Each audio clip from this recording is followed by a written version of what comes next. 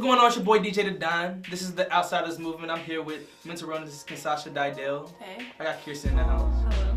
Hey. So this is the first show of Outsiders Movement, and basically what we talk about is controversial issues and how it relates to our generation and how it affects it as well.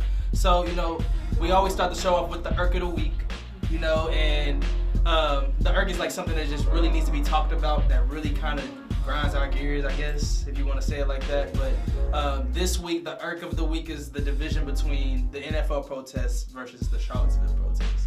And the reason why it's my irk is because we're going close to a year on this NFL protest with Colin Kaepernick. This happened last preseason, where Colin Kaepernick basically took a knee in protest of the national anthem because of what was going on at the time, which was a lot of police brutality, unjustly like murders and everything like that. And it just doesn't make any sense to stand up for something that, like a song that was not created for us. And so, when that happened, he got a lot of scrutiny, and we're gonna talk about more of it at the Major Keys portion. But compared to the Charlottesville protests, that there was a man behind a whole neo-Nazi KKK protest in Charlottesville, Virginia, and basically things got a little testy where 30 were injured and one lady was killed during this protest. And yet it's been like 2-3 weeks and it's pretty much dead. Like, ain't nobody talking about it no more. Like, it's just like nothing is. It's not on CNN. We're used to it though. I mean, we've been dealing with stuff like this for as long as we can remember, let alone parents, grandparents, and so on and so forth. So stuff like this is like the social norm.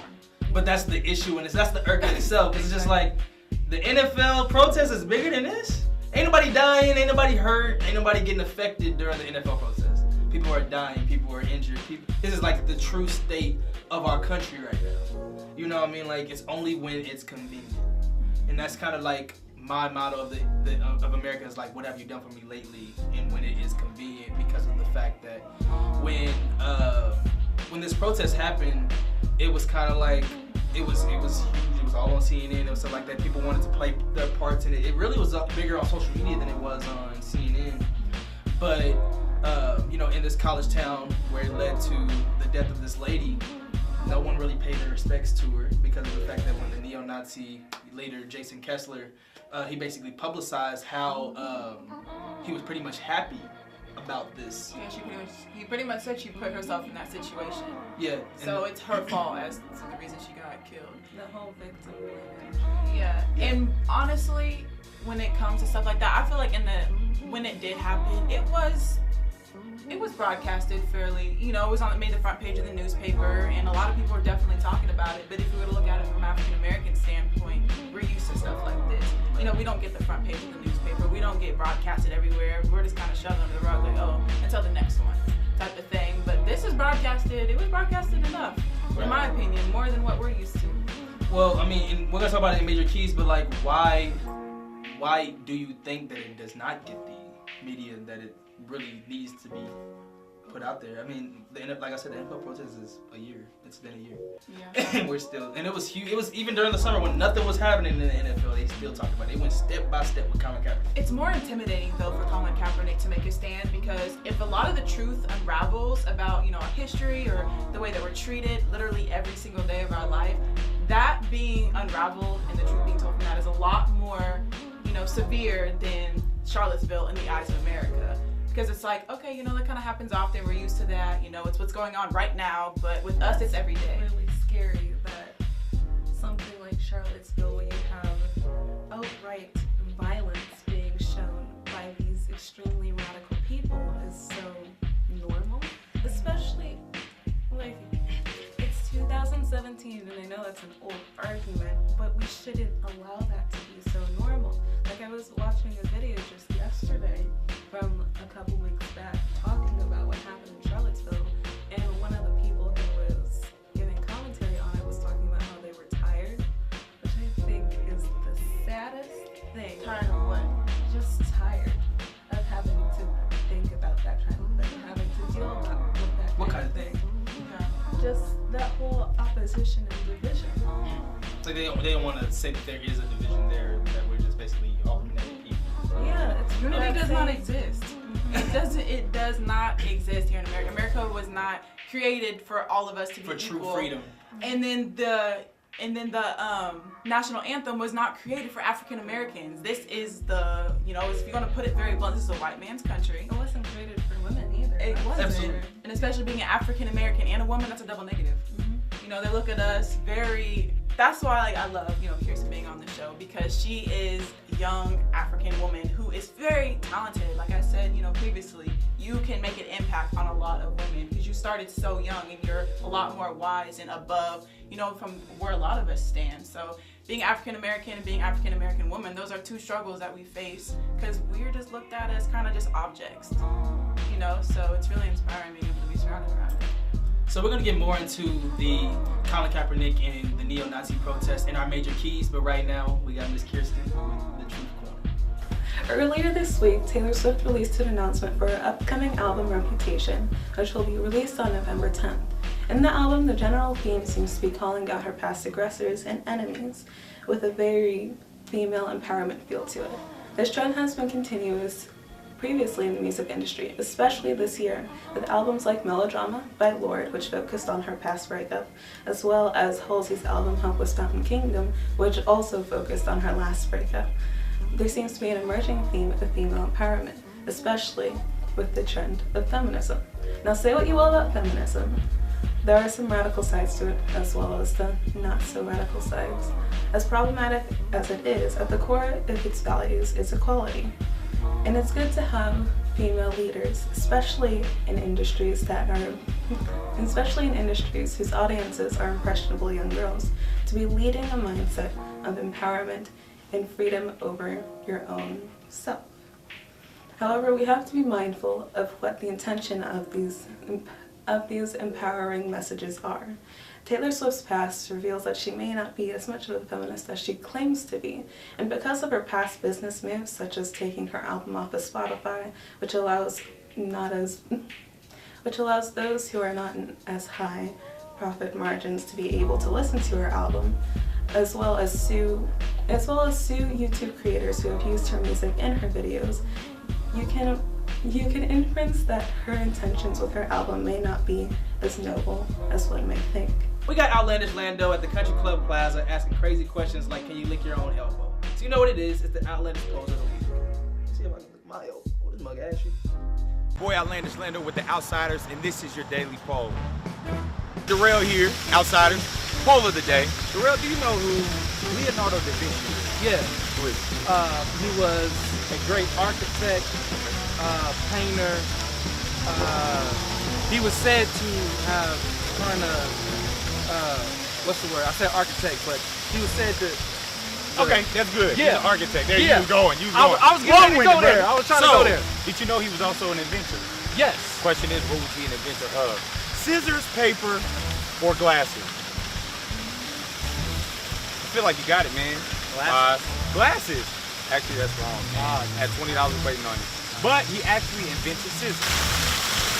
I'm gonna say glasses. Oh, everybody's saying glasses. They definitely wasn't glasses. It was definitely scissors.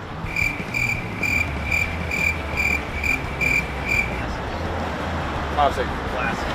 Glasses, yeah. Yeah? Everybody has said glasses. Glasses. You guys think? That one I did not know. You guys got to vote on one. All right, we go with say Glasses? Definitely with scissors, guys.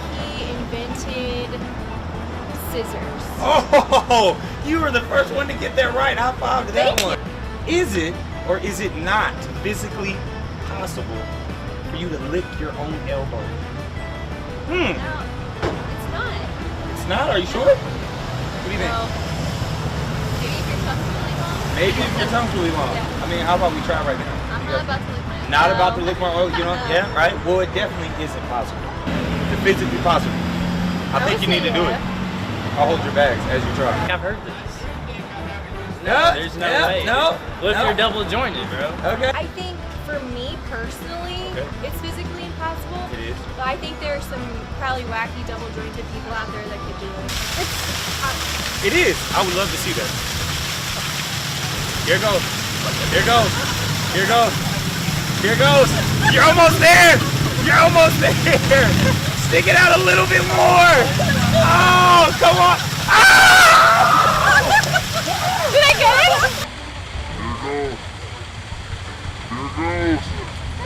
Stick it out a little bit more.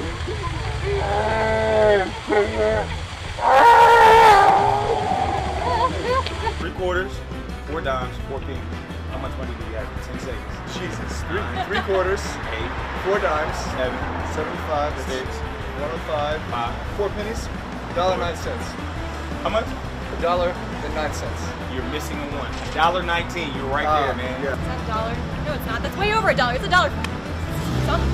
Right, 4 dimes, 6, 43 5, plus 75. 3, Oh man, it's 2, I'm not that good.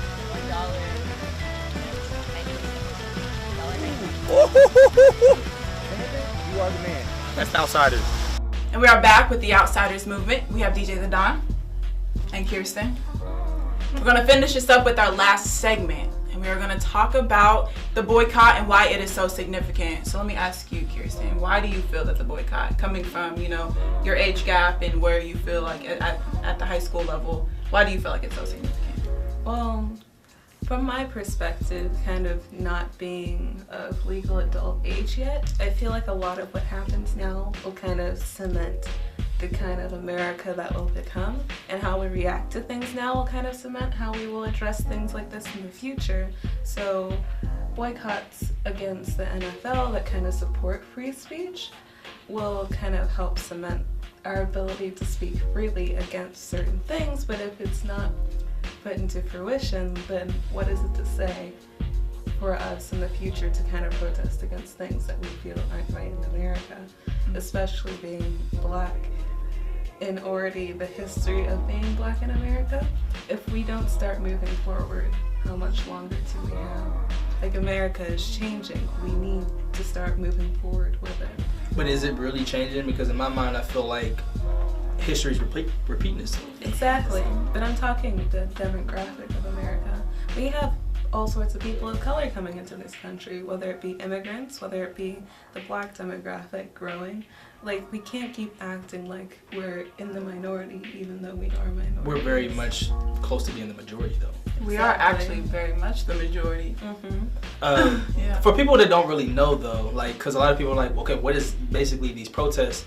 And specifically with Charlottesville, a lot of people don't know what the protest was really about. Exactly. It was called the Unite the Right rally. Mm-hmm. But what right are you looking for? Like, what are you really protesting? You know, and that's the question I want to ask you guys. Like, what do you protest when you're in Charlottesville? It's frustrating. To me, I feel like it's almost a joke. Like, you can almost laugh at it. You know, the severity of the situation is ridiculous, but at the same time, if you are a white male, which is predominantly white males that was in the protest, what are you fighting for? Seriously, like your current or your future or your past, you'd have never once went through anything that is worth doing what they feel like they're doing now. I feel like the Boston Tea Party was something serious. I'm gonna let you know that right now. They fought through a lot on that Boston Tea Party. Wonderful. Okay. They was unjustly being taxed. Like, I really know, like, what more are they seeking? I think it's the fact that it's white males, because anytime that white people have been oppressed, it has to do with that specific culture. There is no such thing as a white culture, so using terms like alt-right or neo-Nazi are trying to mitigate the reality of what it is just white supremacy at its finest, being organized in a way that we're trying to justify when it should not be justified at all. There is nothing to fight for if you're white. Maybe if you were Irish and you were oppressed by the English back in the day, which is not a thing anymore, or maybe I don't know that, it's not the same thing. I also do want to bring a point too, like, 'cause I know, like, on social media they were calling out people that were in the protest, and it wasn't just your average Joe, it was your teacher, your coworker, all males or females that looked pretty much like they knew they weren't, like, slow. They knew something, and honestly, I feel like the reason why they're doing it is because they're intimidated. They probably know what the future exists. By the time like 2025, we're all going to be mixed, which means that their race is going to be blown off of this map. Because it is very much possible, because we are the only race that can make something of color, you know, so with melanated skin make something of color, and maybe they are very much aware that it is very much possible that their race will no longer exist in the future. And how is the Colin Kaepernick NFL protest so significant? You have, you know, it being a year and he's not even in the league, and it's still significant. People follow him on, you know, they follow his story currently, and then there's other people in the NFL that are currently picking up the slack.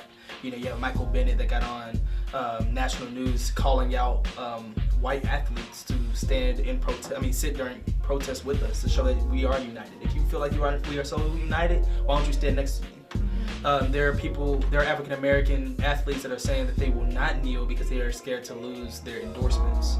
What does that say about your first right?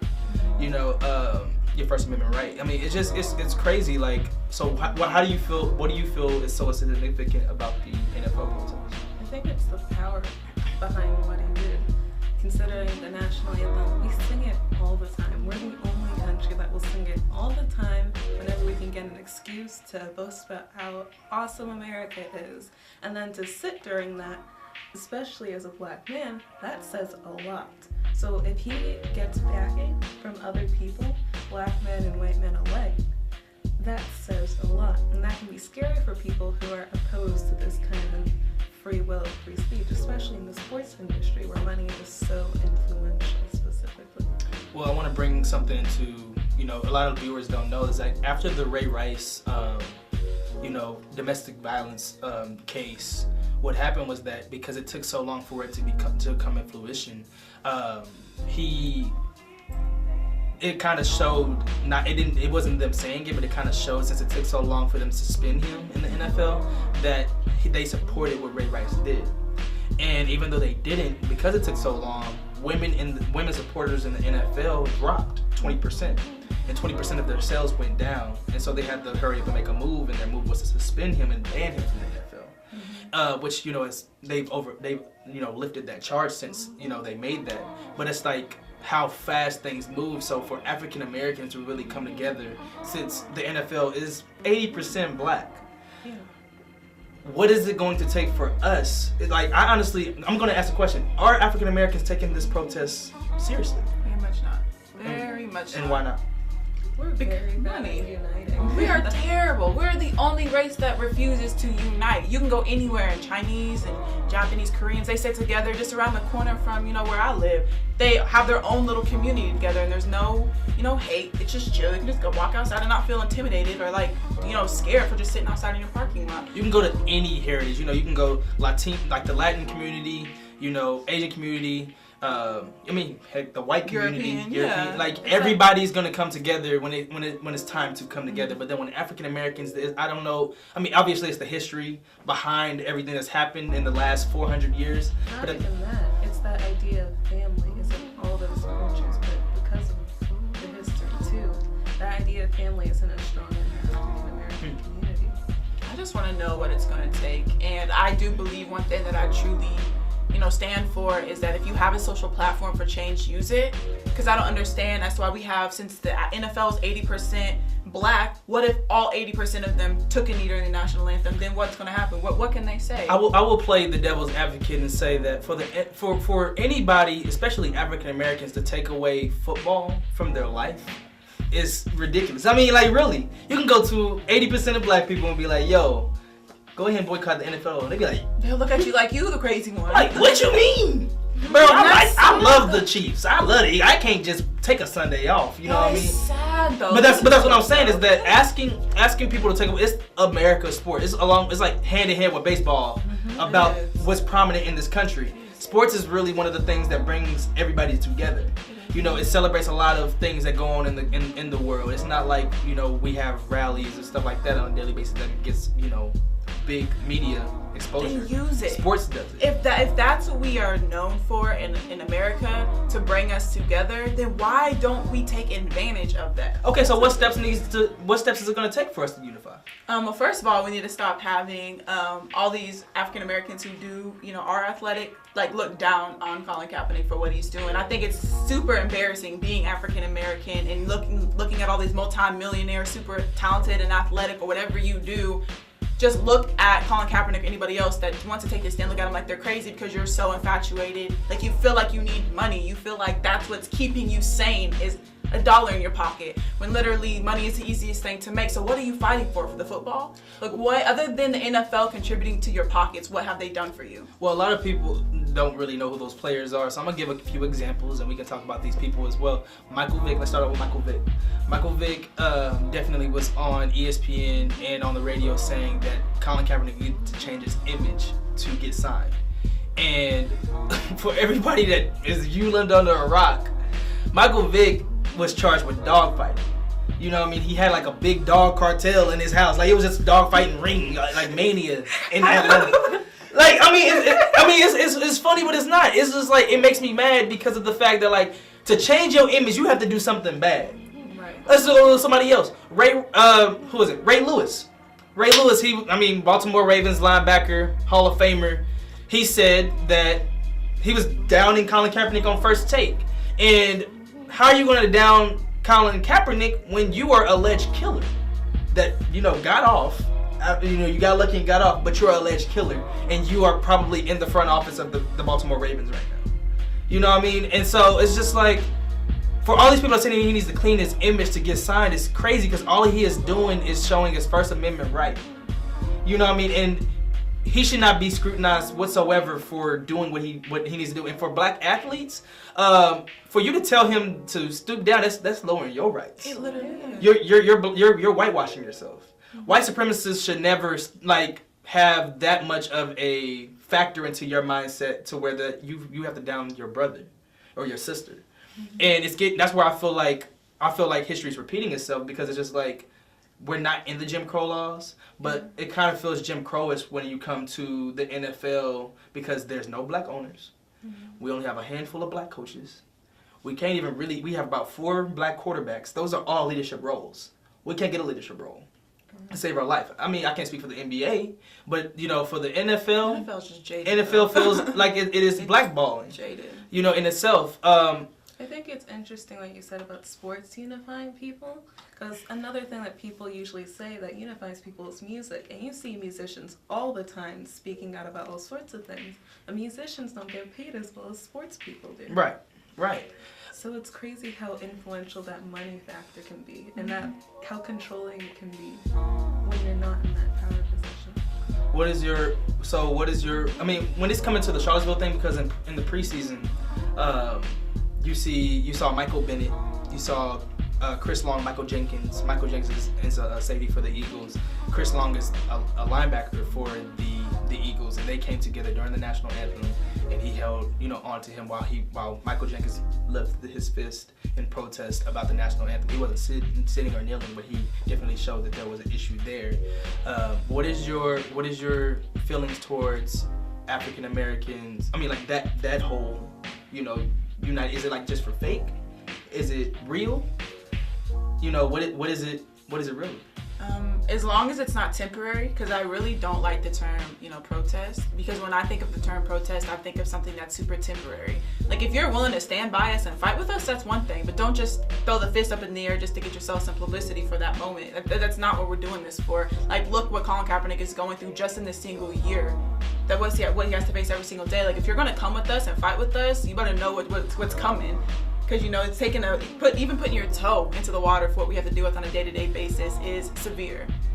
But being a white male in the NFL is probably not going to get as much publicity if you were black, like Colin Kaepernick taking the knee. So if you're gonna fight, but don't just do it one game and then expect us to be like pat on the back and then it's just done. I'm gonna have my rant. I'm just gonna get on my rant, and that's just what it is. It's that I'm calling out 2 people as white supremacists. I'm not gonna say white Americans, but white supremacists. Right from wrong.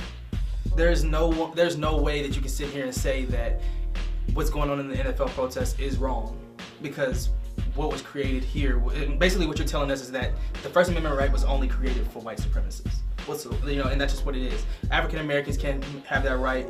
Latin community, no minorities can have that right. And so when I'm sitting here and watching a lot of people shame Colin Kaepernick or shame other players of color because of what they're doing, when they're doing absolutely nothing wrong, but they in the same light go to a neo-Nazi protest and speak what they believe in, no one really scrutinized them for it. No one really called them out. I haven't seen one media outlet call them out for what it is, except if you're an analyst like a person of color.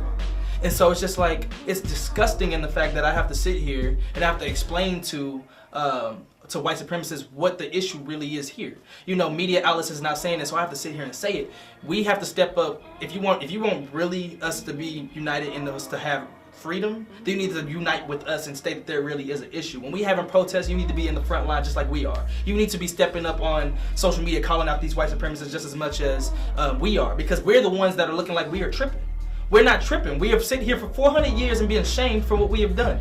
We've been sitting here for 400 years trying to find our identity when it's not there. And then we're sitting here trying to validate, like when stuff goes wrong, we're basically validating what they've been saying about us for all along, when we're really not that. It's ridiculous, because we're gold, we're magic, and we were stripped from that, and we have to find that magic right now. So I feel like for African Americans, you need to come together and state that there is an issue. And if it's something as simple as watching college football on Saturdays so you don't watch the NFL on Sundays, there's 3 days that college football goes on: Friday, Saturday, and Sunday. You can watch college football. It will not hurt you. And at the end of the day, there's Canadian football, there's arena football. Heck, you can go watch your son play football for all I care. But at the end of the day, you should not be watching the NFL. Because Sasha brought a great point early in the week, and that was that, say if Colin Kaepernick did get signed, does that still take away from the NFL still doing what they're doing? The NFL's going to be jaded with or without Colin. You know what I mean? And I've kind of gotten to the reality that I don't think Colin wants to be signed. He doesn't. You know what I mean? He's gotten to the point, it's like, I'm not going to get paid like a starter, and I'm going to be treated like I'm not welcome on any team. There's 6 teams that need quarterbacks in the last, 3 months, and they've signed people that have lower numbers than him. And you sit there and try to figure out, like, am I really valued in this league? And he's came to the reality that he's not. He's not. And so why would I want to play for this league? I'd rather be a cultural icon than sitting here at the NFL. Sell my soul for somebody. Absolutely. And that's where all my respect goes to Colin. Like, he's not going to sell his soul for nobody. Because honestly, he has enough money to survive. And he's experiencing cultures. He's doing something that I wish I could do. Mm-hmm. On a whole nother and level. as African Americans, we have this thing for money is power. And absolutely, it does get you a lot of ways. But do you need to sell your soul for it? So, I mean, that's my 2 cents. It's where you're getting the money that matters. If it's under someone else's control. But that is our show. We're going to wrap this up. That's our show on the Outsiders Movement. Deal with us next week. Hopefully you like all our social media pages. We have Facebook, The Outsiders Movement, Instagram, The Outsiders Movement, and then Twitter is @OutsidersKC. Please tell us your thoughts and subscribe to our YouTube page, which will be in the About page on our Facebook page.